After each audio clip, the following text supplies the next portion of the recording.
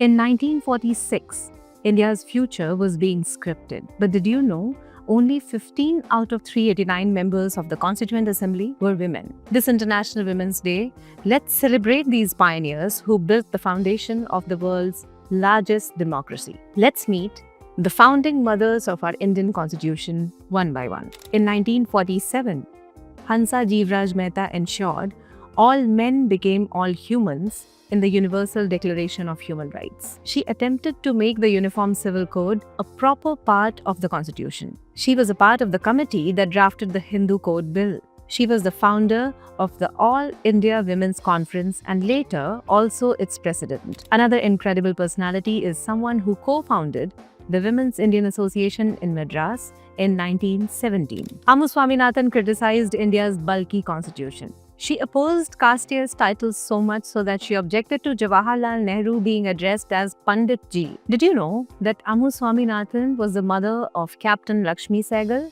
and Mrinalini Sarabhai? Annie Mascarini was the fierce force behind Travancore's integration. She went on to become the first woman to hold a ministerial and legislative assembly position in Travancore. In the Constituent Assembly, she championed strong governance but warned too much power could destroy democracy itself. Another empowering personality to call out casteism in Indian society was Dakshayani Velayudhan. Belonging to the Pulaya community, she was the first woman of her community to wear upper garments while going to school. She went on to become the first Dalit woman in Kerala to graduate. Furthermore, she became the first Dalit woman member of the Constituent Assembly of India. The next personality's rebellion sparked after Jallianwala Bagh's horror. Sucheta Kriplani founded the Congress Women Wing, the All India Mahila Congress, in 1940. In 1963, she eventually became India's first woman chief minister. Born into Punjab's royal lineage, Begum Qudsiya Aijaz Rasool braved opposition. Interestingly, she defied fatwas and shattered barriers in politics. A Muslim League leader who rejected religious divides, she chose India, rising to the Rajya Sabha in 1952. Renuka Ray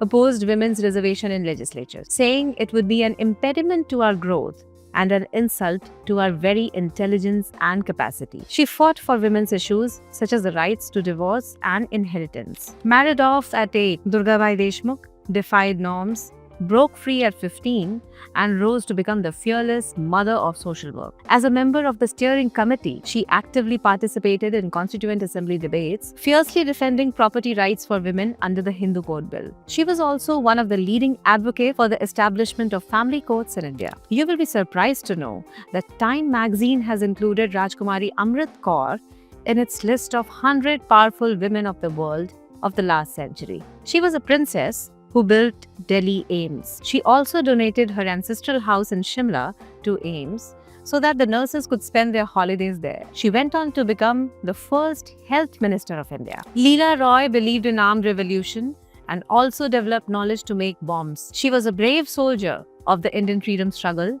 who was a close associate of Subhash Chandra Bose. However, she quit the Constituent Assembly in protest against the partition of the country. Influenced by Gandhiji's non-violent call for freedom movement, Kamla Chaudhary formed Charkha committees to unite women. As a fearless feminist, she fought for women's rights through powerful writings and activism. This lesser-known leader of India's freedom struggle was affectionately called Neenu by Rabindranath Tagore. Gandhiji had nicknamed her Tufani because of her fiery activities. Malti Chaudhary was a fearless freedom fighter and a social reformer.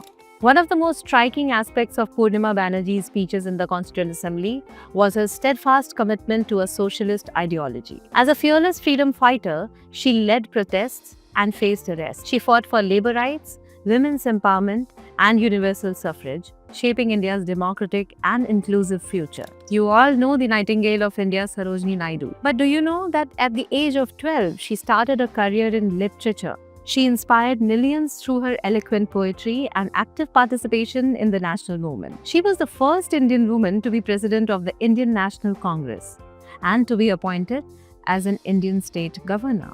First woman to be appointed as the president of the United Nations General Assembly, Vijay Lakshmi Pandit, was also a pioneering policymaker, stateswoman, and diplomat. She paved the way for many women in many fields across the globe. As a prominent politician, she was India's first woman cabinet minister. With a many firsts to their names, these were the 15 founding mothers of the Indian Constitution. Their legacy lives on. From laws protecting women's rights to institutions like AIIMS, their impact is everywhere. For more such stories and strands from history, stay tuned to Nextiles. Thank you.